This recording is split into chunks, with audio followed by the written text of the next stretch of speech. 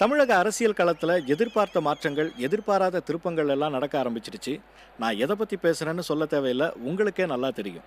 தேமுதிக தலைவர் விஜயகாந்துடைய நேற்றைய அறிவிப்பும் அதன் மீதான விமர்சனமும் உட்பட பல்வேறு மேடை பேச்சுக்கள் நமக்காக தயாராக இருக்கு. நேயர்களே, நேரத்தை வீணடிக்காமல் உடனடியாக நிகழ்ச்சிக்கு போகலாம்.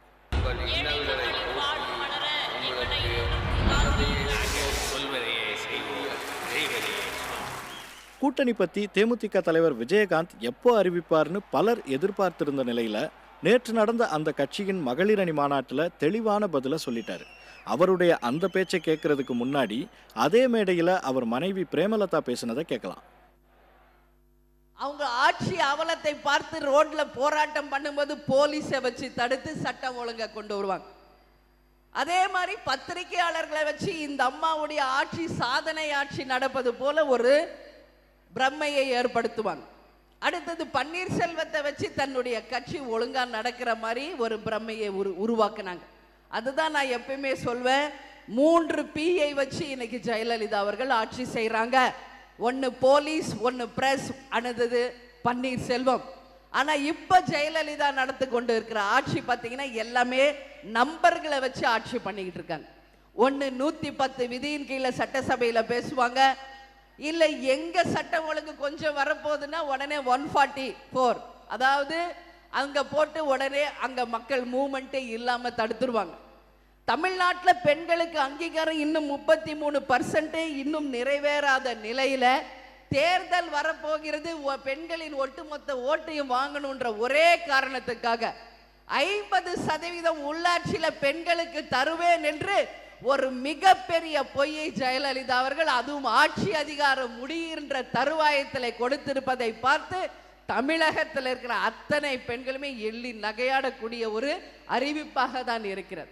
இதுவரைக்கும் ஜெயலலிதா அவர்கள் சொன்ன எந்த அறிவிப்புமே இதுவரைக்கும் நடந்ததாக இல்லை என்பது ஒட்டுமொத்த மக்களுக்குமே தெரியும். 110 விதியின் கீழே அவங்க அறிவிச்ச அத்தனை அறிவிப்புகளும் வெறும் அறிவிப்புகளாக தான் இருக்கே ஒழிய இன்னைக்கு செயல் வடிவம் பெறவில்லை என்பது எல்லாருக்கும் தெரியும். அதனால முதல்ல 33% பெண்களுக்கு அனைத்து பகுதியிலுமே சமமாக அவங்களுக்கு அங்கீகாரத்தை கொடுக்க தேசிய முற்போக்கு திராவிட கழகம் இந்த தேர்தல் மூலமாகவே அதை நிச்சயமாக எல்லா இடத்திலும் நிரூபிக்கும் என்பதை இந்த மகளிர் கூட்டத்திலே நான் உங்கள் முன் சொல்வதில் பெருமைப்படுகிறேன். 50% என்பது அதற்கு அடுத்த இலக்கு. அதனால வெறும் நம்பர்களை சொல்லிட்டு பெண்களை ஏமாற்றி விட்டு ஓட்டு வாங்கிடலான்னு ஜெயலலிதா அவர்கள் நினைச்சா, அதே மக்கள் உங்களுக்கும் ஒரு நம்பரை போட்டு நிச்சயம் வீட்டுக்கு அனுப்புவாங்க. அந்த நம்பர் என்ன?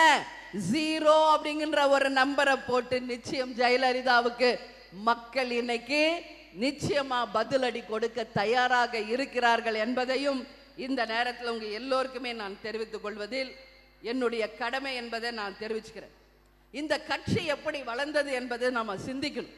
ரசிகர் மன்றமா இருந்து கட்சியாகி இன்னைக்கு எதிர்கட்சி அந்தஸ்தை பிடிச்சு 2016 தேர்தலில் கேப்டன் என்ன அறிவிக்க போகிறார் என்று ஒட்டுமொத்த தமிழகமே கடந்த 3 மாதங்களாக தத்தளித்து கொண்டிருக்கிற நிலையை இன்னைக்கு உருவாக்கி இருக்கிறது என்றால் அது தேசிய முற்போக்கு திராவிட கழகத்திற்கு கிடைச்ச ஒரு மாபெரும் வெற்றி.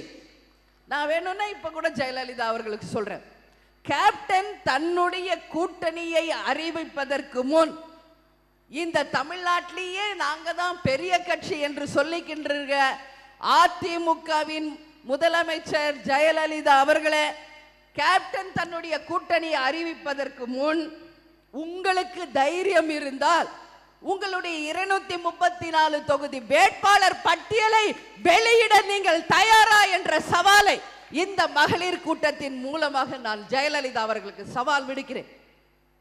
ஏன் இதை சொல்றது நீங்க திங்க் பண்ணும். இதுக்கு முன்னாடி தேர்தல்லாம் நீங்க பாருங்க, தேர்தல் தேதி அறிவிச்சிருக்க மாட்டாங்க. திடீர்னு பார்த்தா வேட்பாளர் லிஸ்ட் டிவியில ஓடும், எந்த முன்னறிவிப்பும் இருக்காது. இந்த பகுதியில் ஜெயலலிதா பிரச்சாரம் போறாங்க என்று ஒரு அறிவிப்பு வரும். ஆனா இந்த முறை வாய் மூடி மௌனியாக பேச திராணியே இல்லாத இன்னைக்கு முற்றிலும் முடங்கி போன ஒரு ஜெயலலிதாவை இன்னைக்கு ஒட்டுமொத்த தமிழக மக்களும் இன்னைக்கு பார்த்துக்கிட்டு இருக்காங்க. சட்டசபையில எங்களால தான் நீங்க சட்டசபைக்குள்ள வந்து உட்கார்ந்துருக்கீங்க என்று சொன்னாங்க மந்திரிகள் எல்லாம் நம்ம கட்சியை பார்த்து.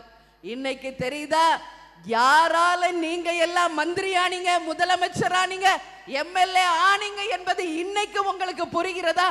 கேப்டன் என்கின்ற ஒருவரின் உதவி, இன்னைக்கு தயவு, இன்னைக்கு அதிமுக கட்சிக்கு இல்லை என்று சொன்ன உடனே ஒரு வேட்பாளர் லிஸ்ட் கூட அறிவிக்க முடியாத ஒரு நிலையில தான் இன்னைக்கு இந்த அதிமுக கட்சி இருக்கிறது என்றால் என்னுடைய வார்த்தை மிக இல்லை என்று இன்னைக்கு ஒட்டுமொத்த தமிழ்நாடு சொல்லிக்கிட்டு இருக்கு.